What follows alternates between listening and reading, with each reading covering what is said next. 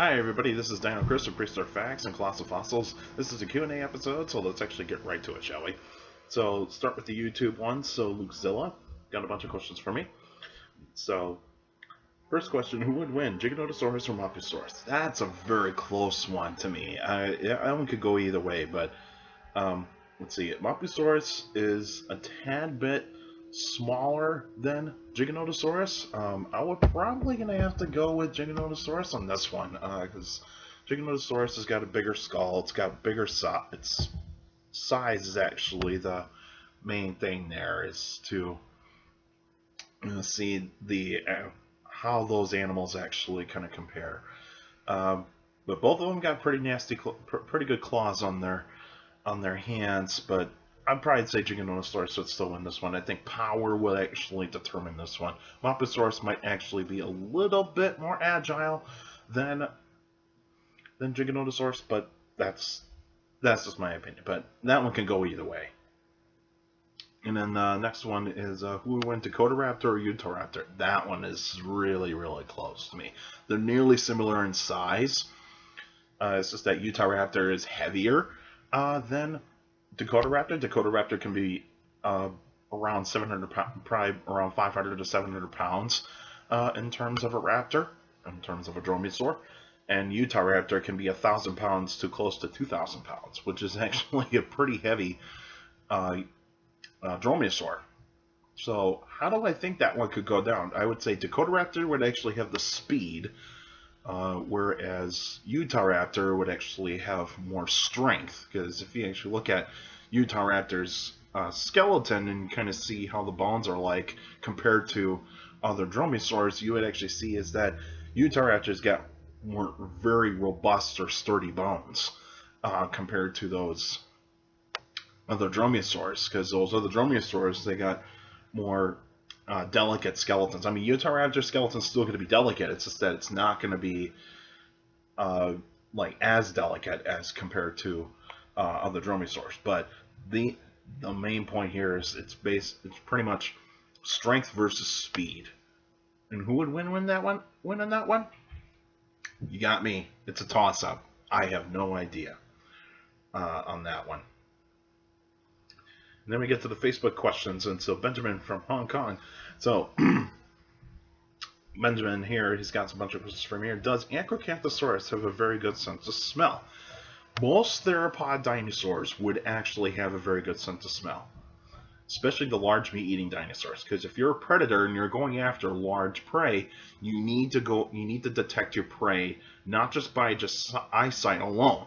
You need other senses. So like your hearing, because you need to hear your prey from a good amount of distance away, and also smell, because smell would actually determine where the prey is or was at a certain point in time, or at a certain area. And so that's where you actually are going to find the case for Acrocanthosaurus actually having, and other meat-eating dinosaurs having, very large olfactory lobes for sense of smell. It's not going to have the best sense of smell compared to, like, say, Tyrannosaurus Rex. Tyrannosaurus Rex would actually have a much better sense of smells, because Tyrannosaurus Rex's olfactory lobes are really large compared to, like, say, the Carcharodontosaurids. And so, yeah, that's where you actually are going to see that the large meat-eating dinosaurs do need to have a very good sense of smell.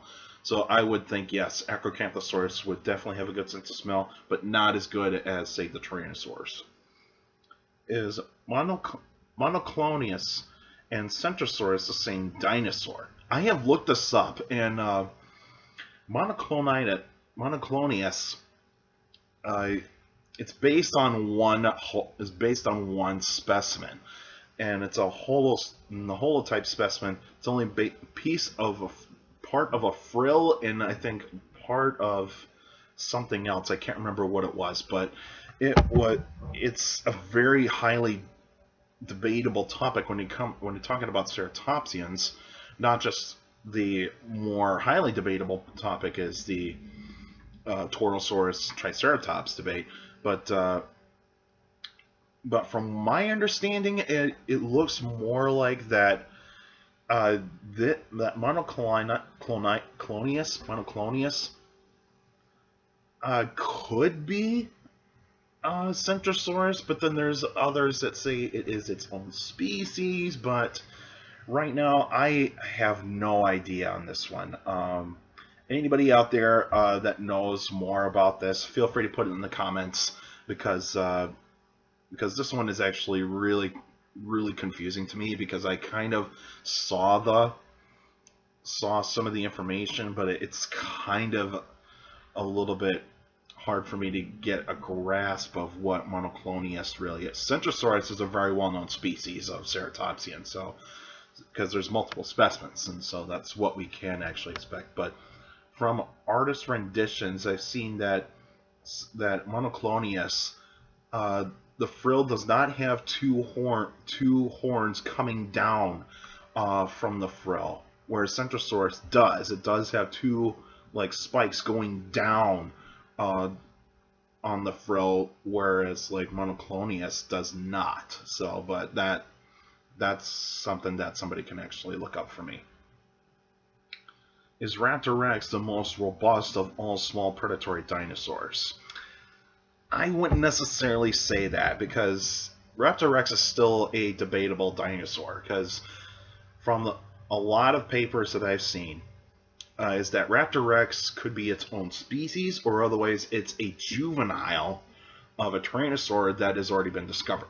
So that can be up in the air right now, but I'm still waiting for more evidence to actually be supported for either or. So I'm hoping that there could be a consensus. There could be evidence that maybe it is a juvenile, or otherwise maybe it is its own species. But from what it looks of it, it might be a juvenile of a Tyrannosaur that we already have, because I have not seen Raptor Rex in some Tyrannosaur phylogenies, and so that probably would mean is that Raptor Rex is not a valid species anymore. It might be a juvenile of a species of a species of Tyrannosaur.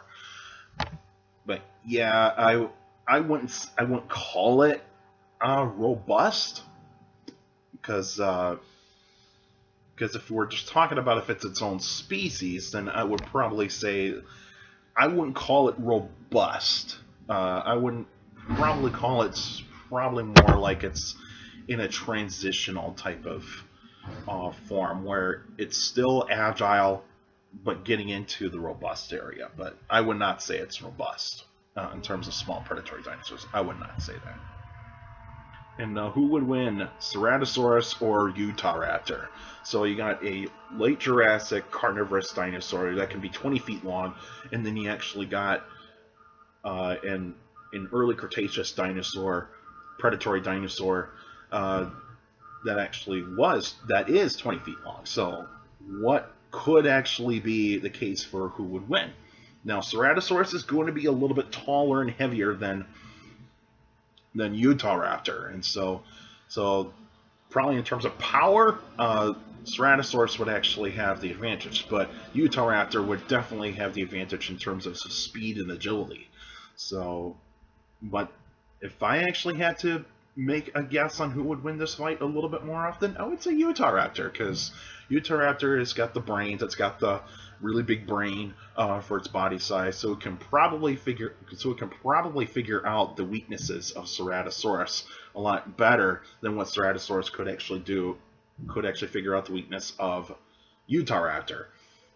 I would say Utahraptor probably win this battle probably 8 times out of 10, because if you actually look at how Utahraptor is built, it is a tall dromaeosaur, large dromaeosaur, heavy dromaeosaur, and it's got those huge claws. And I think those claws are actually going to be the X factor, and also the speed. So, but the main killing weapons will actually be the claws of Utahraptor, whereas Ceratosaurus would actually probably more likely be using its teeth a little bit more.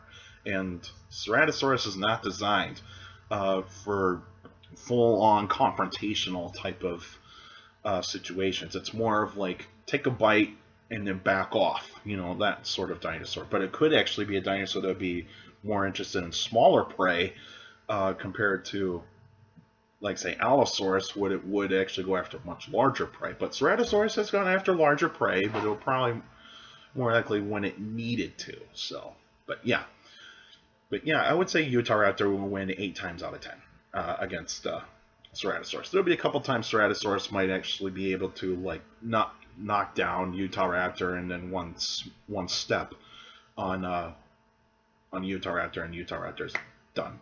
But yeah, I would say Utahraptor win majority of the time. But anyway, that's it for now. So next week, there will be actually 2 extra episodes that will actually happen. So 2 extra episodes. So the first extra episode, I'll let you guys know what topic I'll be talking about. It probably might be more of, like, say, a movie, because I want to get a movie review actually done about something about prehistoric life. So at least you guys can actually check that out. So I'll look through my collection and actually look through my collection of dinosaur movies, and I'll actually do a movie review for you guys. But the second one, that will actually be the revised version of the Tyrannosaurus Rex Hunter Scavenger debate. And this time I'm actually going to have much better information about this. And so last time I was not I got a little bit of critique about this, and so at least, but then I kind of went back at that video and saw that I was not very happy with it, and so that's why I deleted it from YouTube, and so that's why you won't see that Tyrannosaurus Rex Hunter Scavenger debate on YouTube right now. It's because I'm actually going to be working on a revised version. It's a much better version of it. So the first extra episode would actually be the episode that would probably be turned into the 40th the 40th extra episode, whereas the T-Rex Hunter Scavenger one would actually be turned into the 41st, because I want to make sure it goes in chronological order, and so that way you guys can actually check that out. But anyway, so yeah, 2 extra episodes will be happening next week. So on Thursday it'll be the first one, and on Saturday it would actually be the second one. So you guys can actually check that out one next week. But if you guys want to send me questions about dinosaurs or any other prehistoric life, feel free to email me at dinocris71@gmail.com, or just go to my Facebook page, Prehistoric Facts with Dino Chris. Like the page, you actually post your questions in the comments section. Please do not use Messenger for your questions, because I do not want to do that. Because if you're going to be using Messenger, only use it if you want to actually have a private conversation for that type of thing. So don't be sending me questions on Messenger. Just only use it for, like, private conversation. And so, but put your questions in the comments on the posts. And also for YouTubers out there, feel free to like the videos, and also subscribe and hit and stomp on that notification bell, so that way you can keep up to date of the weekly episodes that actually happen. And so when you get notified, you'll get notified for a new video that happens every week. And so next week will be 2. And so check that out. And remember, keep your questions short to the point. You could also follow me on Twitter at CSGRAL. It's my Twitter page. I post pretty cool stuff on there. Also, take care of people around you. And also, for younger people out there, to make sure to listen to your parents and teachers and your guardians. It's the best motivation you can have for good education. It's very important to have a good education. With a good education, you get a good job in the future. And make sure all of you are staying safe, staying healthy, and make sure you're wearing a mask in public, and make sure you're social distance as well, because we need to stop the spread and be smart about this, because that is the most important thing. We need to be smart about this. And also, you guys will be knowing I'll be putting links down for extra and special episode, well, mainly extra episodes that talk about a paleontological topic, and also extra episodes or special episodes on a certain type of prehistoric animal. So you guys can actually check out those papers on those types of, like, prehistoric animals, and also the paleontological topics. And so that's pretty much going to be that change that's actually going to happen, is that paleontological topics on extra episodes will have links to the actual papers, and that's the same thing with the special episodes too, because you guys need to at least check out the scientific discoveries that are actually being made in the new information that keeps coming out, and so that's going to be very important. And and also the link of Colossal Fossils website would actually be in the description down below, so you guys can check that out. And if you want to donate, go right ahead, because we're a nonprofit and we're always looking to improve the business as well, because right now we're doing virtual classes, and that's kind of actually it's very important to make sure that we're doing certain things to keep people educated. But anyway, that's it for now, and I'll see you guys next week.